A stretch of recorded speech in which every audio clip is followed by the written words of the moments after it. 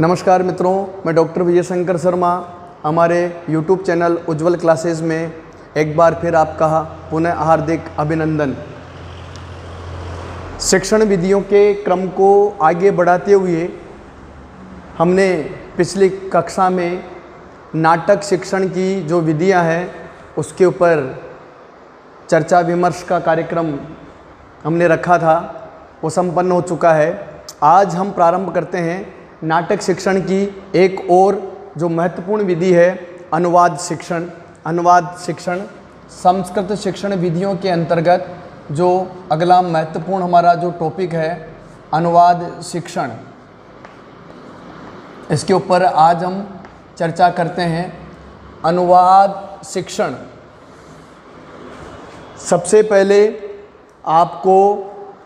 सबको ये ज्ञात होगा कि अनुवाद का अर्थ क्या है, अनुवाद किसे कहते हैं। सब लोग जानते हैं कि आज हम इसी विधि का जो अध्ययन करने वाले हैं।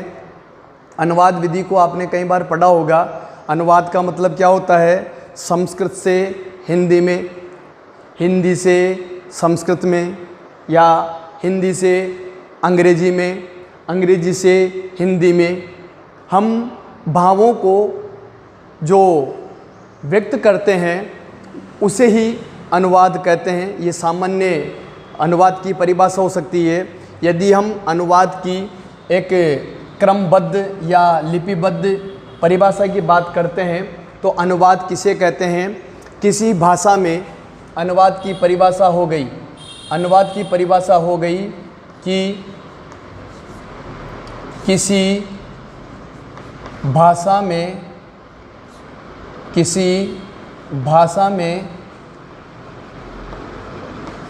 कही गई बात, भाषा में कही गई बात या लिखी गई बात को, लिखी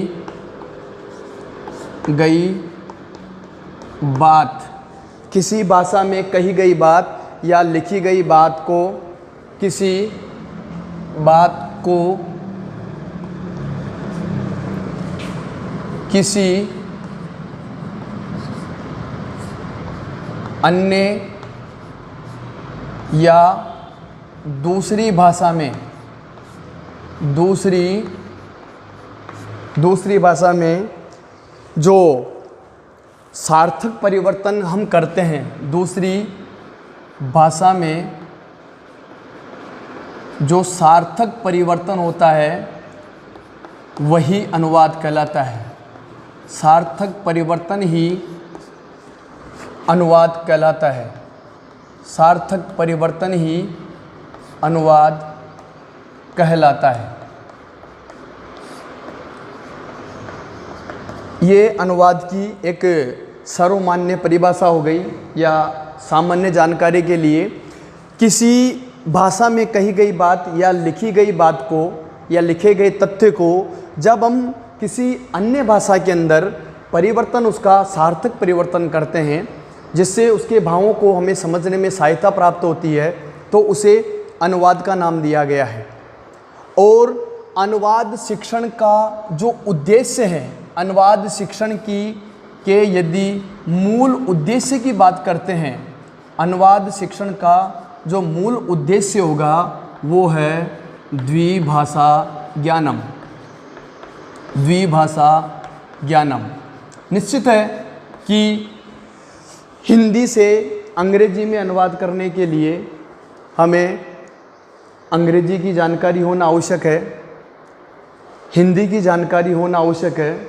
जब दो भाषाओं का यदि हमें ज्ञान नहीं होगा तब तक हम एक भाषा में कही गई बात का दूसरी भाषा के अंदर क्या भाव हो सकता है, उसका जो हम परिवर्तन करना चाहते हैं उस परिवर्तन को करने में हम समर्थ नहीं हो सकते। और यदि हम अनुवाद की और विशिष्ट परिभाषा देने का प्रयास करें तो उसमें क्या है, एक भाषा की पाठ्य सामग्री को, एक भाषा की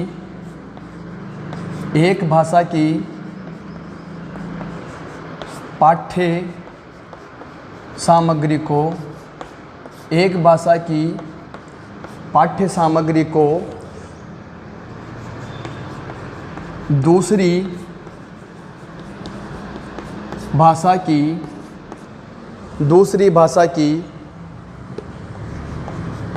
समानार्थक पाठ्य सामग्री से दूसरी भाषा की पाठ्य सामग्री से प्रतिस्थापित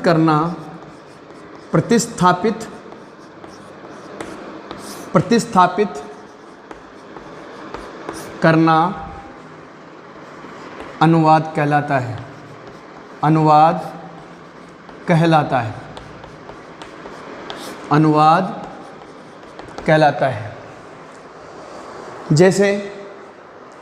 जैसे बात करें, जैसे संस्कृत से हिंदी भाषा में या अंग्रेजी भाषा में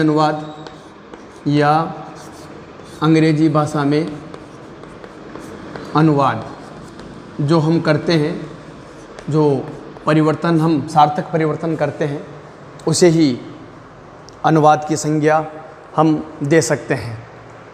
अब हम बात करते हैं अनुवाद के जो उद्देश्य हैं, अनुवाद शिक्षण के प्रमुख उद्देश्य की यदि हम चर्चा करते हैं तो प्रारंभ करते हैं अनुवाद शिक्षण के उद्देश्य यानी कुछ भी कह दो। अनुवाद शिक्षण के जो प्रमुख उद्देश्य हैं क्या है? सबसे पहला उद्देश्य तो क्या था? द्विभाषा ज्ञान, दो भाषाओं का ज्ञान कराना अनुवाद शिक्षण का पहला और मुख्य या प्रमुख उद्देश्य है। दूसरा है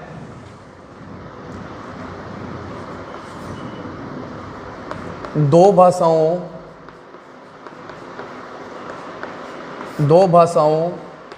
के अवबोध के साथ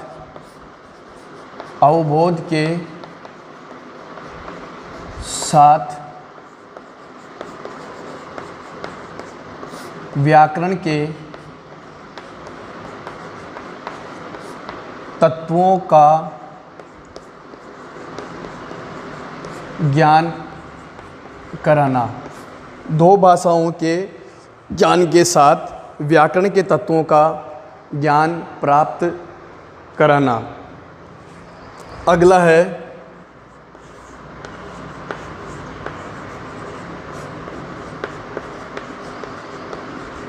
शुद्ध लेखन की योग्यता।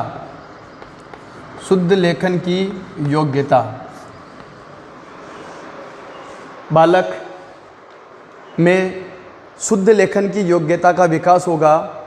अशुद्ध शब्दों का वो कम उच्चारण करेगा, अशुद्ध शब्दों का वह कम लेखन करेगा।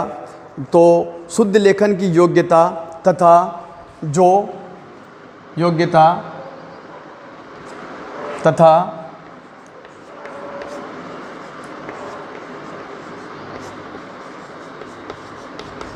विभिन्न जो भाषाएं हैं, अलग अलग जो भाषाएं हैं, पृथक जो भाषाएं हैं, जैसे हिंदी, अंग्रेजी, संस्कृत, उस भाषाओं में जो विद्यमान है, विभिन्न भाषाओं में विद्यमान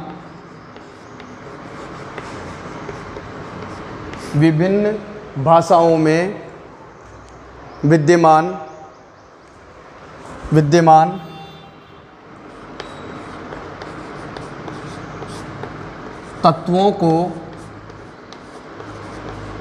ग्रहण करके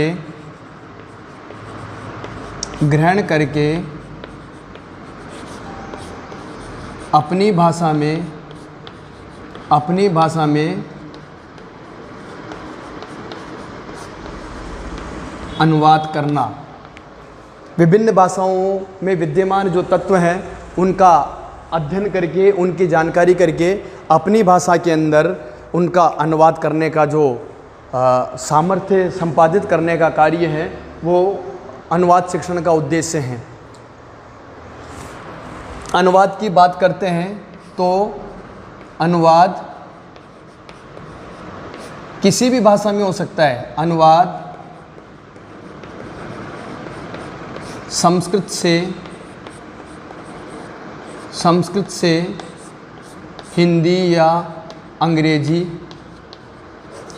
अंग्रेजी किसी भी भाषा में हो सकता है, किसी भी भाषा में हो सकता है, किसी भी भाषा में हो सकता है, किसी भी भाषा में हो सकता है। क्लियर है? अनुवाद शिक्षण का जो प्रमुख उद्देश्य है, दो भाषाओं का ज्ञान करना, भाषा के ज्ञान के साथ साथ व्याकरण के तत्वों का ज्ञान कराना, शुद्ध लेखन की योग्यता के साथ साथ जो विभिन्न भाषाएं हैं उनमें विद्यमान तत्वों को ग्रहण करके अपनी भाषा में अनुवाद करने की योग्यता संपादित करना। और ये अनुवाद किसी भी भाषा में हो सकता है, हिंदी से संस्कृत में, संस्कृत से हिंदी में, किसी में हो सकता है। ये अनुवाद की परिभाषा हो गई, अनुवाद का मुख्य उद्देश्य हो गया। एक और अनुवाद की परिभाषा है, चाहो तो आप समझ जाओ, ये परिभाषा है, ये भी परिभाषा है अनुवाद की, और एक ये भी परिभाषा है अनुवाद की। दोनों अनुवाद की परिभाषा है, कोई सी भी आपको जो ठीक लगे वो आप समझ सकते हैं। अब हम चर्चा करते हैं जो अनुवाद के प्रकार हैं, अनुवाद कितने प्रकार का होता है उस पर हम चर्चा करते हैं। समझ में आ रहा है सबके? मिटा दूँ? हाँ, देखो अब हम चर्चा करते हैं अनुवाद के जो प्रकार हैं। सबको पता होगा अनुवाद के 3 मुख्य प्रकार बताए गए हैं और उन पर हम चर्चा करेंगे। अनुवाद के प्रकारों के उपरांत हम अनुवाद की शिक्षण विधियों के ऊपर चर्चा करेंगे। अनुवाद की शिक्षण विधियों के उपरांत हम अनुवाद शिक्षण की पाठ्य योजना पर चर्चा करते हैं। हाँ, तो अनुवाद के प्रकार, अनुवाद के प्रकार सबको पता होगा।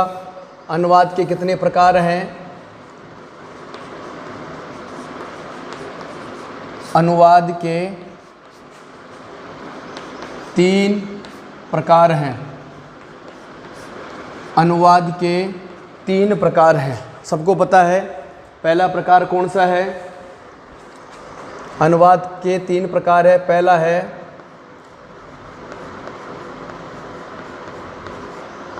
अक्षरशो अनुवाद है, अक्षरशो अनुवाद है, इसी में लिखा हुआ है,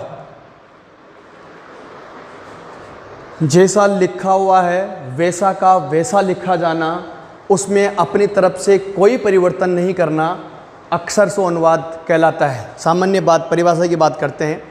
कहने का मतलब है जैसा लिखा गया है वैसा का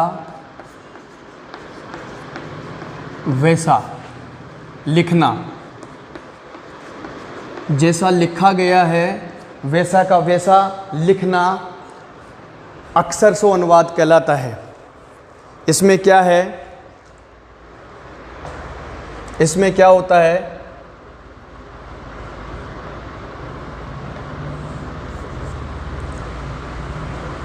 एक सिद्धांत है मक्षिका स्थाने मक्षिका स्थापनम मक्षिका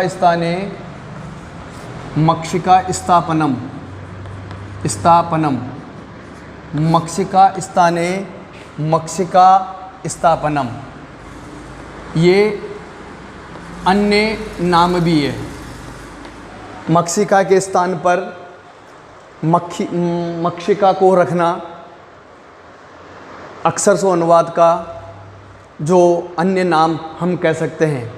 ये सिद्धांत है व्याकरण न्याय दर्शन का सिद्धांत है, मक्षिका स्थाने मक्षिका स्थापनम। इस सिद्धांत की चर्चा करने का हमारे पास समय नहीं है। सीधा सीधा आपको ये ध्यान में रखना है कि जैसा बताया गया है, जैसा कहा गया है, वैसा का वैसा पुनः दूसरी भाषा में लिखना अक्षरशः अनुवाद कहलाता है। इसमें क्या करते हैं, स्रोत भाषा के प्रत्येक शब्द का, इसमें क्या होता है, स्रोत भाषा के प्रत्येक शब्द का, स्रोत भाषा के प्रत्येक शब्द का लक्ष्य भाषा के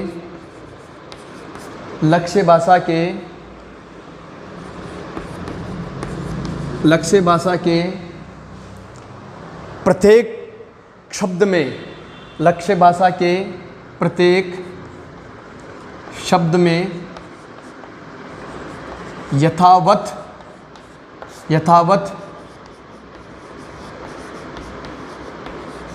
अनुवादन किया जाता है। स्रोत भाषा जिस भाषा से, लक्ष्य भाषा जिस भाषा में अनुवाद करना है उसको यथावत लिखा जाता है, वही अक्षरशः अनुवाद है। इस अनुवाद में क्या होता है, समानार्थक शब्दों का प्रयोग होता है। समानार्थक शब्दों का प्रयोग मिलता है। अक्षरशः अनुवाद में समानार्थक शब्दों का प्रयोग मिलता है। जो हिंदी के अंदर हमने अध्ययन किया होगा, लोकोक्ति,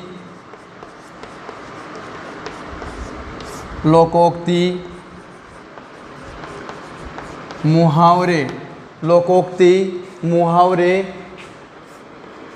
सूक्ति आदि में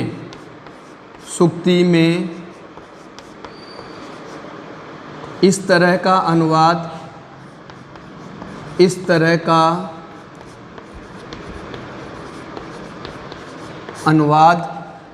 गलत होता है। सूक्ति, लोकोक्ति, मुहावरे आदि में यदि हम इस तरह का अनुवाद करते हैं तो वह अनुवाद गलत होता है। उससे उस भाषा के जो तत्व हैं उनके नष्ट होने की संभावना अधिक रहती है। यह कोई विशेष चीज़ नहीं है। क्लियर है। अक्षरशः अनुवाद आपको एक पंक्ति ध्यान में रखनी है, मक्षिका स्थाने मक्षिका स्थापनम। जैसा एक भाषा में कहा गया है वैसा का वैसा दूसरी भाषा में रख देना अनुवाद हो गया, वो अक्षरशः अनुवाद कहलाता है। ठीक है। यह जो अनुवाद है वो सर्वथा त्याज्य है, अनुकरणीय नहीं है। ये अनुवाद की अनुवाद का श्रेष्ठ प्रकार, अच्छा प्रकार नहीं माना जाता है। क्लियर है। हम दूसरी अनुवाद की बात करें।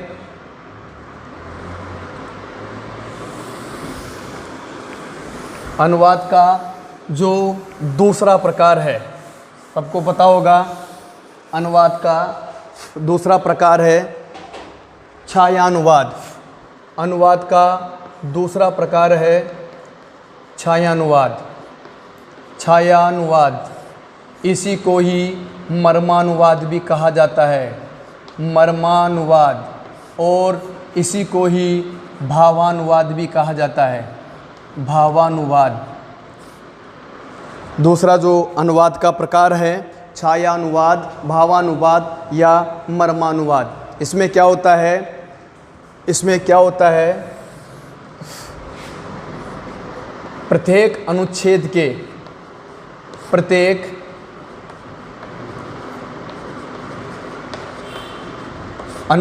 के भावों के अनुसार, प्रत्येक अनुच्छेद के भावों या मर्म के अनुसार क्या होता है, अनुवाद किया जाता है। प्रत्येक अनुच्छेद के भाव, उसमें निहित जो भाव है निहित जो मर्म है उसके अनुसार क्या होता है, अनुवाद किया जाता है।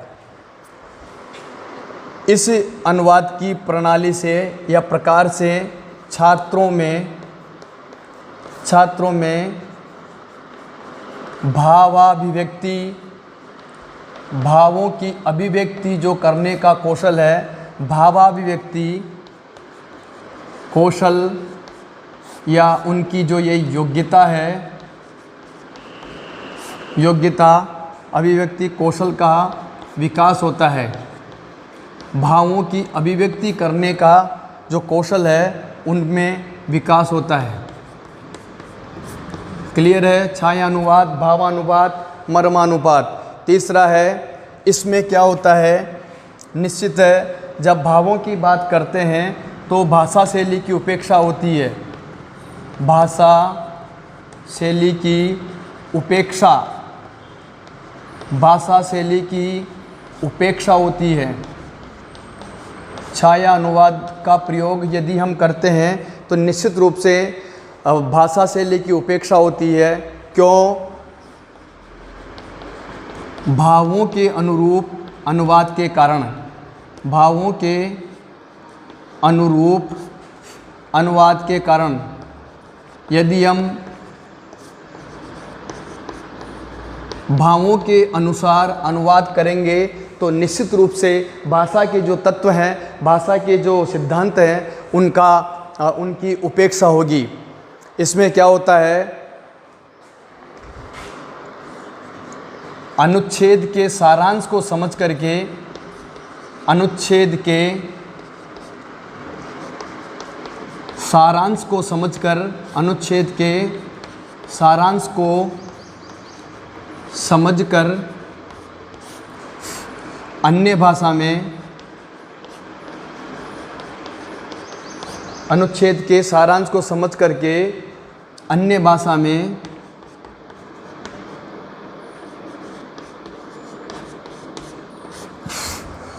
अनुदित किया जाता है, अनुदित किया जाता है। पूरे अनुच्छेद को पढ़ करके उस अनुच्छेद में निहित भावों को ग्रहण करके, समझ करके दूसरी भाषा में उसको अनुदित कर दिया जाता है। ये हमारा जो दूसरा रूप था छाया अनुवाद, जिसको मर्मानुवाद या भावानुवाद भी कहा जाता है। अनुवाद का जो तीसरा प्रकार है, तीसरे प्रकार की हम चर्चा करते हैं। मिटा दो इसको। जो अनुवाद शिक्षण की दृष्टि से अनुवाद कार्य के लिए सबसे महत्वपूर्ण है। तीसरा है तथ्यानुवाद, तीसरा है तथ्यानुवाद। तथ्य का अनुवाद क्या है? कौन से तथ्य? कौन से तथ्य? अक्सर सो तथा छायानुवाद, छायानुवाद दोनों विधियों का, दोनों प्रकारों का मिश्रित रूप, दोनों प्रकारों का मिश्रित रूप यहाँ देखने को मिलता है। अक्सर सो अनुवाद की कुछ झलक भी यहाँ मिलती है, छाया अनुवाद की कुछ झलक भी यहाँ मिलती है। यहाँ पर क्या होता है, भाषा तथा भावों, भाषा तथा भावों, भाषा तथा भावों दोनों का ध्यान रखा जाता है, दोनों का ध्यान रखा जाता है, रखा जाता है। तथ्यानुवाद है वो अनुवाद के तीनों प्रकारों में से सर्वश्रेष्ठ प्रकार है। अनुवाद का जो सर्वश्रेष्ठ प्रकार है वो कौन है? तथ्यानुवाद है। क्या है इसमें? अनुवाद का अनुवाद का सर्वश्रेष्ठ प्रकार क्यों है?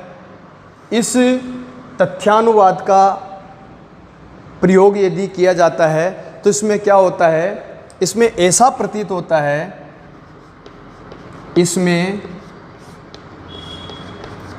ऐसा प्रतीत होता है कि इसमें ऐसा प्रतीत होता है कि यह अनुवाद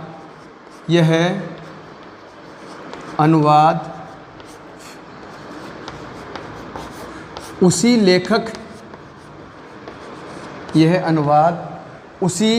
द्वारा किया गया है, लेखक द्वारा उसी लेखक द्वारा किया गया है जिसने मूल अनुच्छेद लिखा है, जिसने मूल अनुच्छेद लिखा है, मूल अनुच्छेद लिखा है। ऐसा प्रतीत होता है कि संस्कृत का अनुच्छेद और अनुदित भाषा का दो अनुच्छेद है, दोनों का जो लेखन कार्य है किसी एक ही व्यक्ति के द्वारा किया गया हो, ऐसा प्रतीत होता है। यहाँ पर भाषा और भाव दोनों का विशेष ध्यान में रखा जाता है। अनुवाद के तीनों प्रकारों में से सर्वश्रेष्ठ प्रकार है तथ्यानुवाद। विशेष रूप से ध्यान में रखें, कई बार पूछा गया है अनुवाद का सर्वश्रेष्ठ प्रकार कौन सा है? तथ्यानुवाद। क्यों है? क्योंकि इसमें भाषा और भावों दोनों का विशेष ध्यान रखा जाता है। अब हम चर्चा करते हैं अनुवाद शिक्षण की जो प्रमुख विधियां हैं, उन विधियों के ऊपर चर्चा करते हैं। मिटा दूं?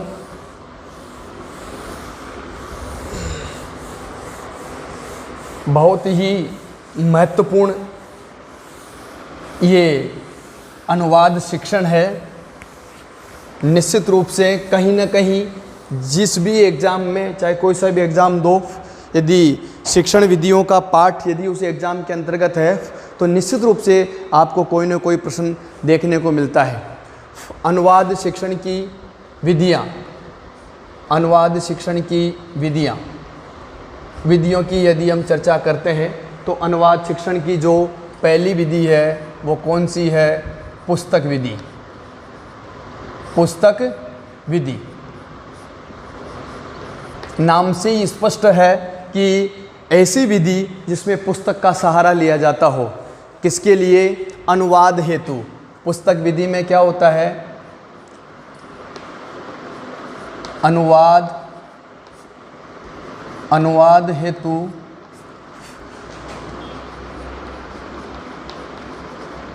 पुस्तकों का या पुस्तकों की सहायता ली जाती है। पुस्तकों की सहायता ली जाती है। याद होगा आपको क्या होता है? व्याकरण का जो अनुवाद है, व्याकरण शिक्षण के अंतर्गत आपने पढ़ा होगा, जैसे रचनानुवाद कौमुदी से हम अभ्यास करना सीखते हैं। जैसे रचनानुवाद कौमुदी, रचनानुवाद कपिल देव द्विवेदी की पुस्तक है रचनानुवाद कौमुदी। इस पुस्तक के माध्यम से हम अनुवाद को सीखने का प्रयास करते हैं। इसमें क्या होता है? इसमें क्या होता है? अभ्यास हेतु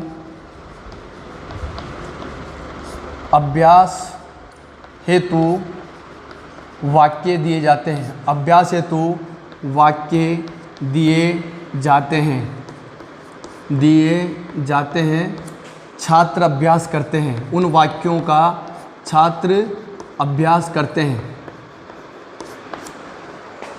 छात्रों के द्वारा उन वाक्यों का क्या किया जाता है? अभ्यास किया जाता है। क्या होता है? प्रारंभ में सरल वाक्य दिया जाता है। रचनानुवाद कौमुदी को देखना, आपको मिलेगा प्रारंभ में सरल वाक्य दिया जाता है। प्रारंभ में सरल वाक्यों का अभ्यास करवाया जाता है। प्रारंभ में सरल वाक्यों का अभ्यास,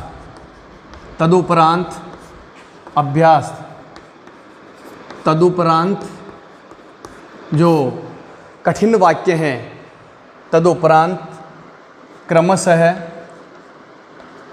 जो जटिल वाक्य हैं, जटिल या कठिन वाक्य हैं, कठिन वाक्य अभ्यास हेतु दिए जाते हैं, अभ्यास हेतु दिए जाते हैं, अभ्यास हेतु दिए जाते हैं। अर्थात सरल से कठिन की ओर शिक्षण सूत्र का प्रयोग करके इस विधि का प्रयोग किया जाता है। दूसरी विधि की हम बात करें अनुवाद शिक्षण की, वो है द्विभाषा विधि। द्विभाषा विधि नाम से ही स्पष्ट है ये भी कि ऐसी भाषा जिसमें दो भाषाओं का प्रयोग होता हो। कहने का मतलब इस विधि को ही द्विभाषीय विधि भी कहा जाता है। द्विभाषीय विधि, द्विभाषीय विधि, द्विभाषा विधि या द्विभाषा विधि दोनों ही इसके नाम है। क्या होता है इसमें? द्विभाषा का मतलब हो गया मातृभाषा से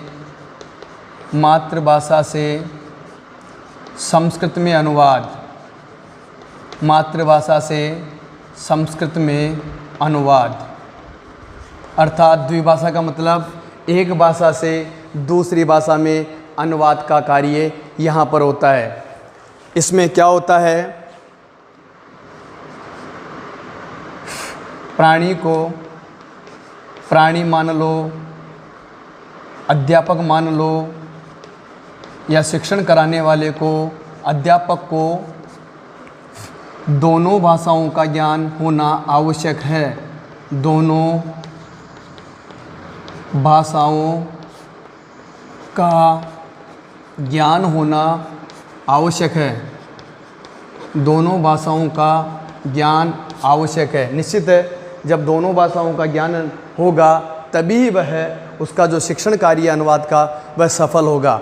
इसमें क्या होता है, जो व्याकरण शिक्षण पढ़ाते समय यह जो विधि है द्विभाषा विधि, व्याकरण शिक्षण की श्रेष्ठ विधि है। व्याकरण शिक्षण की श्रेष्ठ विधि मानी जाती है। श्रेष्ठ विधि अनुवाद के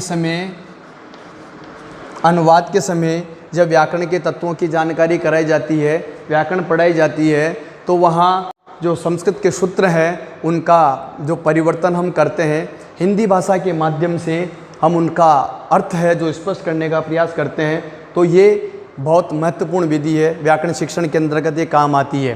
क्या होता है, जो द्विभाषा विधि का प्रयोग कहाँ देखने को मिलता है?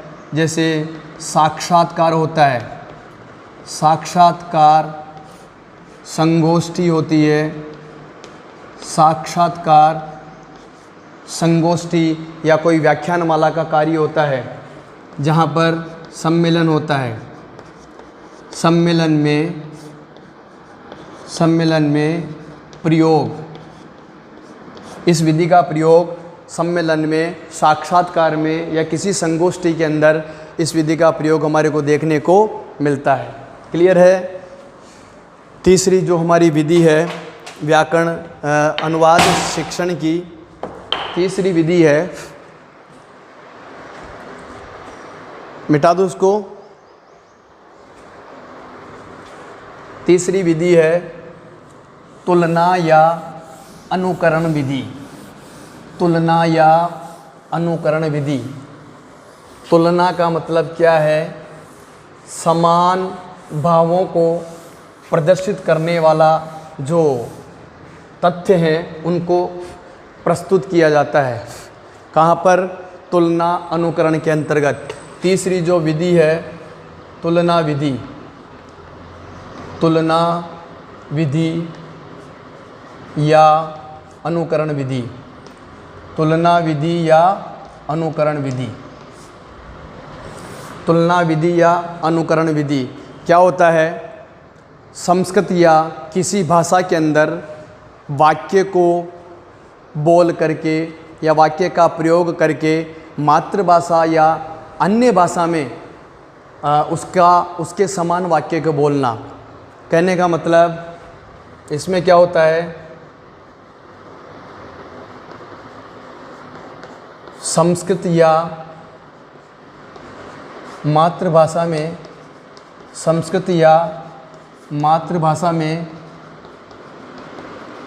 वाक्य बोलकर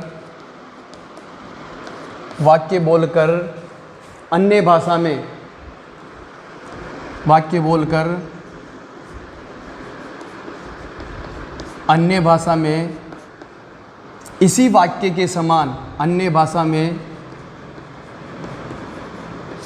समान वाक्य को बोलना तुलना कहलाता है। कहने का मतलब जो संस्कृत का वाक्य जिस अर्थ को स्पष्ट कर रहा है उसको स्पष्ट करने वाला ही ऐसा वाक्य जो दूसरी भाषा में प्रयुक्त किया गया है, अर्थात उसके बराबर भावों को बताने वाला, समान भावों को बताने वाला दूसरा वाक्य का प्रयोग यहाँ पर किया जाता है। इसमें क्या होता है? छात्र दूसरी भाषा के वाक्य से तुलना करते हैं। दूसरी भाषा के वाक्य से तुलना करते हैं। दूसरी भाषा के वाक्य से तुलना करते हैं तथा उनका अनुकरण करते हैं। उनका अनुकरण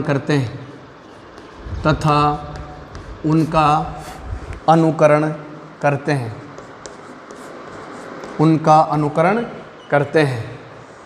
जैसे अपन बात करें, जैसे हिंदी का एक वाक्य की मैं बात करूं, जैसे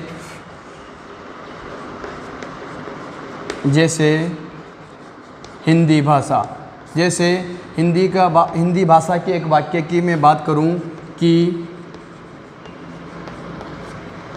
सज्जनों की कथनी और करनी में समानता होती है।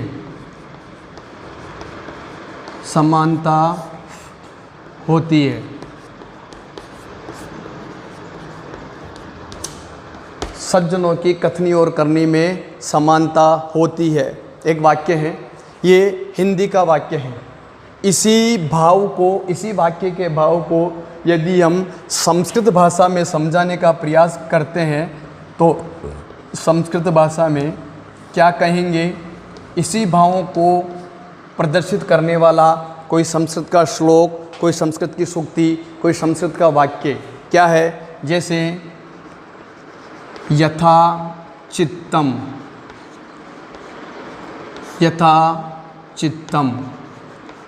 तथा वाचो। यथा चित्तम तथा वाचो। यथा चित्तम तथा वाचो। यथा वाचः, यथा वाचस तथा क्रिया। यथा वाचस तथा क्रिया। दूसरा है चित्ते वाची क्रियायाम। चित्ते वाची क्रियायाम। चित्ते वाची क्रियायाम। महताम एक रूपता।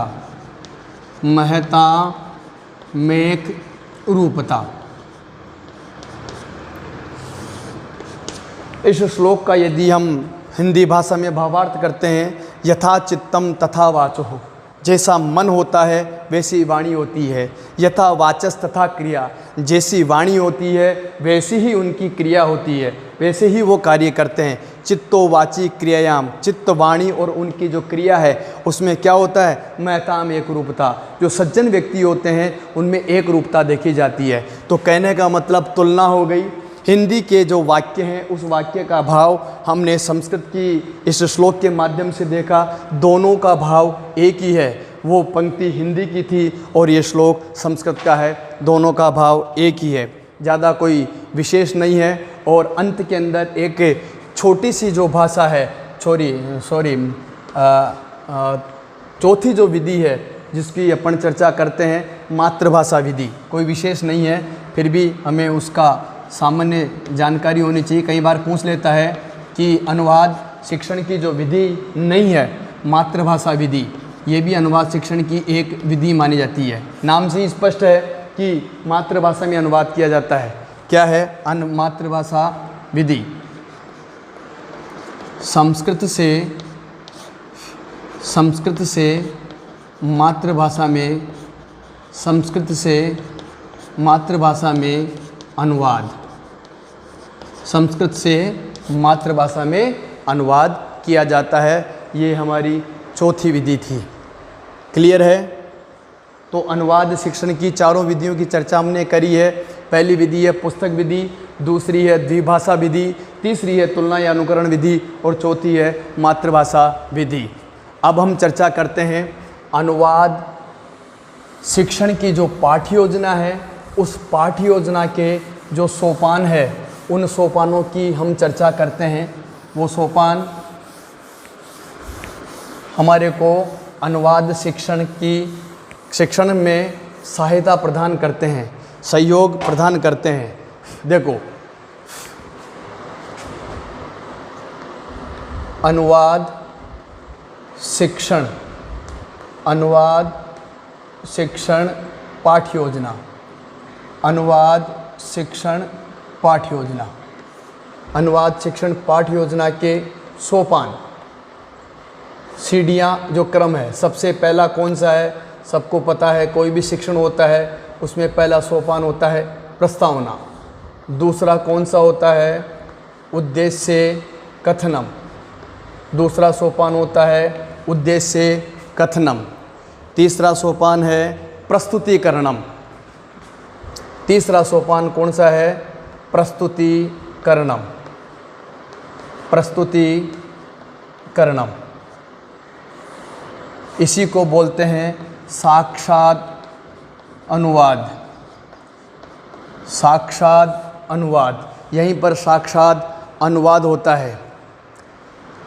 यह जो बिंदु है, प्रस्तुतिकरण का जो सोपान है, ये अनुवाद पाठ्य योजना का प्रमुख सोपान है। क्या है? प्रमुख सोपान। शिक्षण के दौरान सर्वाधिक समय यहीं पर लगता है, सर्वाधिक समय यहीं पर लगता है। और प्रस्तुतिकरण का कार्य किसके द्वारा किया जाता है? अध्यापक द्वारा। किसके द्वारा किया जाता है? अध्यापक द्वारा प्रस्तुतिकरण का कार्य किया जाता है। क्लियर है? चौथा है मौन वाचन। चौथा है मौन वाचन का कार्य, मौन वाचनम। अध्यापक के बताए गए दिशा निर्देशानुसार छात्रों द्वारा मौन वाचन का कार्य कौन करता है? छात्रों के द्वारा मौन वाचन का कार्य किया जाता है। आगे है चित्रांकनम। अगला सोपान है चित्रांकनम। चित्रांकनम, यहाँ पर अनुवाद का जो प्रारूप है उस प्रारूप पर चर्चा होती है। चर्चा करने का कार्य किसके द्वारा किया जाता है? चित्रांकनम का कार्य शिक्षक के द्वारा किया जाता है। उसके पश्चात अगला सोपान है काठिन्य निवारणम। काठिन्य निवारणम, काठिन्य निवारणम, जो कठिन पद हैं उन पदों का भाव स्पष्ट करने का कार्य अध्यापक के द्वारा यहाँ किया जाता है। इसके पश्चात मौखिक कार्यम। मौखिक कार्यम, मौखिक कार्यम, दोनों के द्वारा अध्यापक और छात्र दोनों इसमें भागीदार होते हैं। अध्यापक के द्वारा मौखिक रूप से प्रश्न पूछे जाते हैं, छात्रों के द्वारा वहाँ उसके जवाब दिया जाता है। उसके पश्चात क्या होता है? श्याम पट्ट कार्यम। श्याम पट्ट कार्यम। श्याम पट्ट पर अनुवाद से संबंधित विषय वस्तु को रखा जाता है या ब्लैक बोर्ड पर छात्रों को बुला करके प्रश्नों के उत्तर देने के लिए भी कहा जाता है। ये कार्य भी अध्यापक और छात्र दोनों इसमें सक्रिय रहते हैं। इसके पश्चात अशुद्धि संशोधन का कार्य होता है। अशुद्धि संशोधन, अशुद्धि संशोधनम।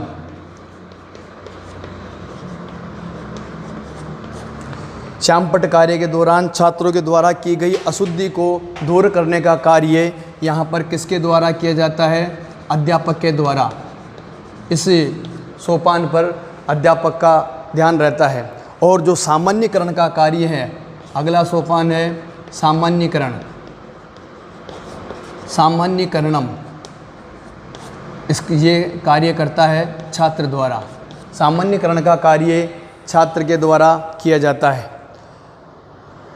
अगला सोपान है सिद्धांत निरूपणम या नियमीकरणम। 10 हो गए। 11 सिद्धांत निरूपणम, सिद्धांत निरूपणम या नियमीकरणम का कार्य। नियमीकरणम अनुवाद का जो